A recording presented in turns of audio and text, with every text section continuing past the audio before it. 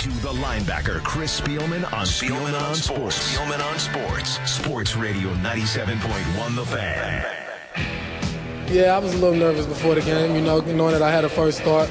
But that's what my teammates came up big, and my coaches, they believed in me, had faith in me. They told me to just go out and be the leader and the captain that I always am and just do me. Kenny Guiton, just be me. Everybody believes in Kenny, including me. Why not? 276 yards passing, a career high, 368 total yards. Well, guy goes on the road, first start. Although I won't call it a tough environment because it was basically 70% Buckeye fan. That's beautiful, isn't it?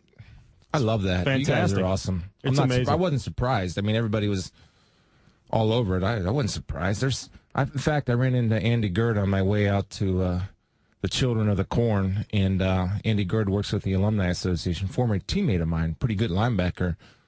And I asked Andy, he said, "You got a lot of people going out to this?" He said, "Oh, yeah." And plus the alumni base in California is huge. So that was good to see.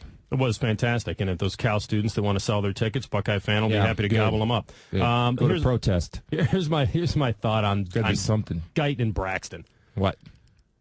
The only way you would sit Braxton over Guiton is not a talent thing to me. This is not a talent question to me. It's strictly health, period. Urban Meyer said today about the lateral movement. We have to watch that. Straight line, Braxton's okay. It's the lateral movement, the MCL sprain, grade 1, grade 2. He talked about it a little more today in depth. That's it. If I'm Urban Meyer, that's my thought.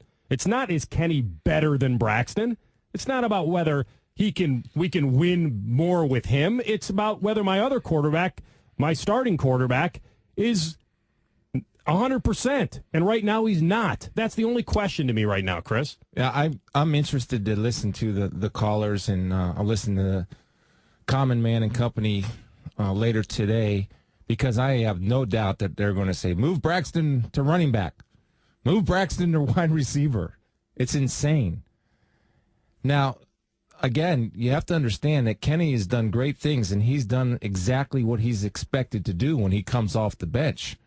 Here's a fifth-year senior, a guy that knows the system, that has talent around him. And as Urban said, he's a fine distributor of the ball, not only on the option, but in the passing game. But to me, and I'm thinking about this, how quickly we forget the type of year that Braxton Miller had last year. I mean, we were talking about him as a Heisman Trophy candidate. I don't think we're forgetting. So. I don't think we're forgetting. I think people are caught up in the Kenny Guiton wave. I think that's it. I don't think it's being down on Braxton. I think it's being high on Kenny. I think there's a difference. Well, you can be high on Kenny, but understand that you cannot remove a threat at the quarterback position in this type of offense of running the ball. Well, they think they can. No, he's a serviceable runner, but you tell me, can Kenny go 90 yards? Can Kenny break 16 tackles and go 90 yards?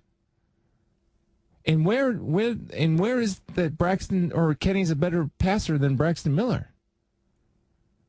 Well, there's a thought, and we watched it on Saturday, that when he operates throwing the football, that his accuracy is very good. It's at a high level. He throws the ball deep with a velocity. I think that's what opened Urban Meyer's eyes most this weekend. Right. Was his ability to put it on fingertips deep with velocity and not just lob it up and have somebody run under it. I mean, he was throwing a beautiful ball. Okay, well, he threw one with velocity against San Diego State and got picked. Yeah, he did. Listen. Wait. No, I don't want to be down. I love what Kenny's doing. I celebrate when guys get an opportunity. Anybody knows me knows that I'll celebrate when guys get an opportunity and play like he's played. It's awesome. It really is. And I'm with Urban. I'm buying Kenny Guiton stock. But that touchdown pass against San Diego State or to Devin Smith early first series, or was it maybe no? It was against Buffalo, I believe, where that deep pass where Braxton threw the deep pass to Smith, and he made the adjustment where he threw it over the right shoulder away from the defender from about 45 yards away. Or what about the touchdown-saving pass against Purdue was that Purdue or Michigan State down the sidelines last year?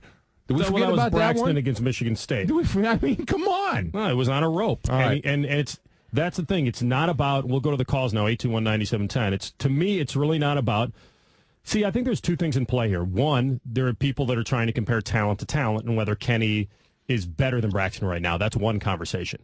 Then there's another conversation that has Kenny, by what he's done over the last couple games, earned to stay in the starting role. So there are two different conversations going on right now. Mm-hmm. And to me, it's Braxton has not lost this job based on talent.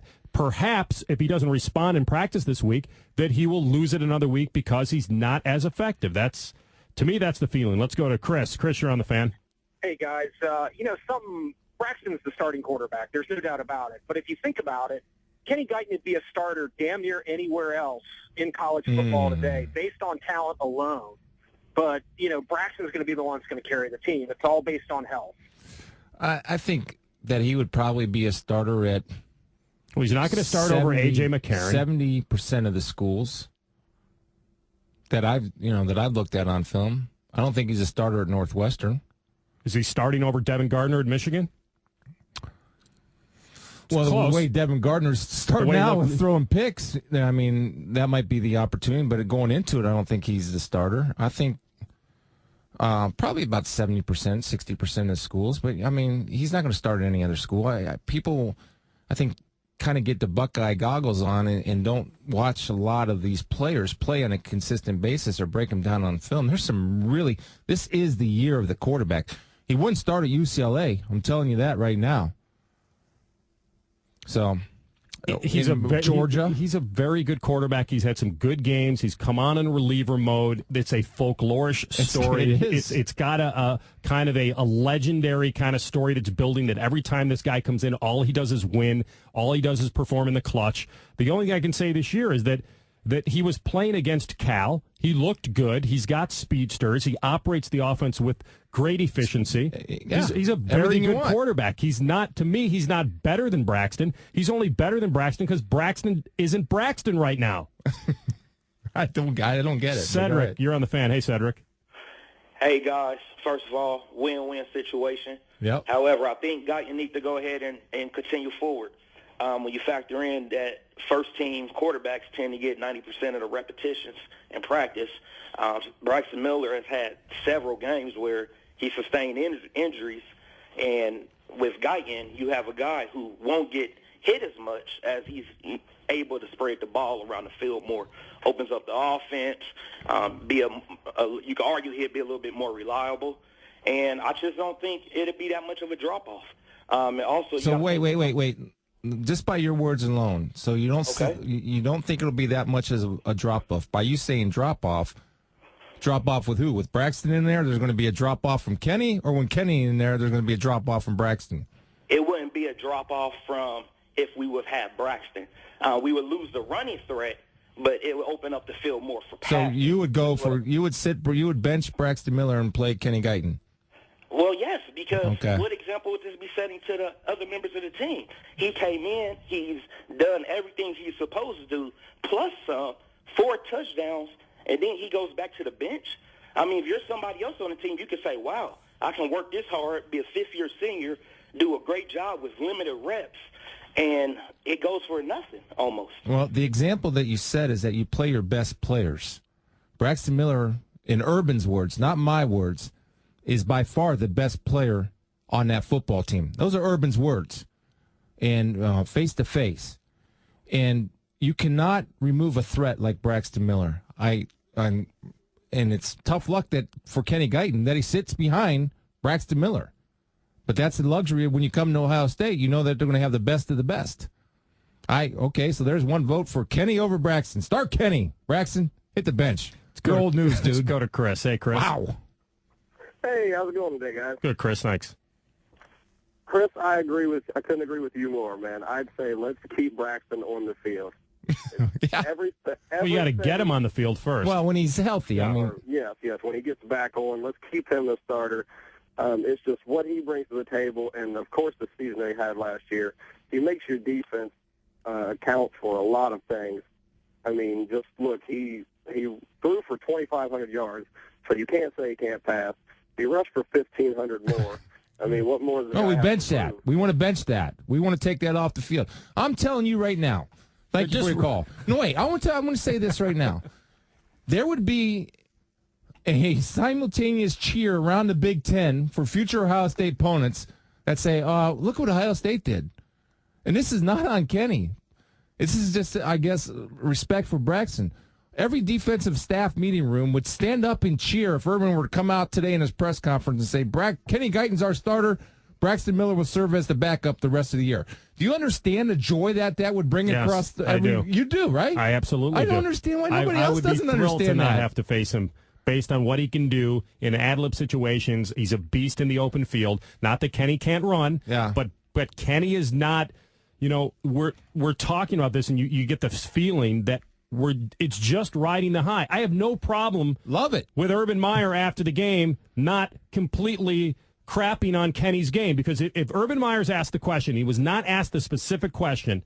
If Braxton is healthy this week, is he your starter next Saturday? Starter. That's the word that needed to be thrown out. It wasn't. Of course, it's going to be tough to sit Kenny. Well, you need to go down to the press conference. You can't. It's not.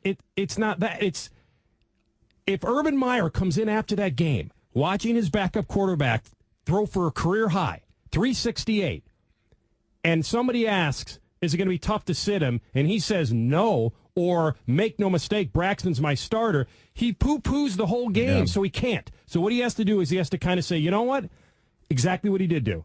It's going to be tough. Guys earn some playing time. Yes. I'm going to have to think about it. I don't know how I'm going to formulate getting him in, but I feel like he's earned a little bit. That's the way you stay positive. There was really no way out of that. And I want to go back, and that's great. No, I know, look, Urban has a plan in mind. He always has a plan in mind. And they're going to make the right decision, which he thinks is best for his team. But I want to go back to Cedric's point about if a guy comes in and he plays well, then he gets benched. It's not his job to make everybody happy. His job is to get the best 11 out on the field. And it would be the shocker of the world. Nothing would stun me more if Braxton Miller is not the starting quarterback for Ohio State moving forward. I agree. There's no way. Well, there's always a possibility, but, I mean, come on. Are we seriously talking about the people? It was against San Diego State and Cal. It was great. Braxton was healthy, would have had the same situation. To do. Yeah. Now, if say it was switched and Braxton Miller comes in, I mean, we don't even know what numbers Braxton could have put up. Correct. You're talking about taking 2,500 yards through the air and 1,500 through the ground? Hey, that's not good enough for Ohio State. Yeah, here's what we should be talking about, which we'll do next and take more of your calls. We should be talking about this defense that got beat by rushing 3 guys on a 41-yard touchdown. We will talk about that, and we'll talk more about the quarterbacks, take more of your calls next. Spielman on Sports, 97.1 The Fan.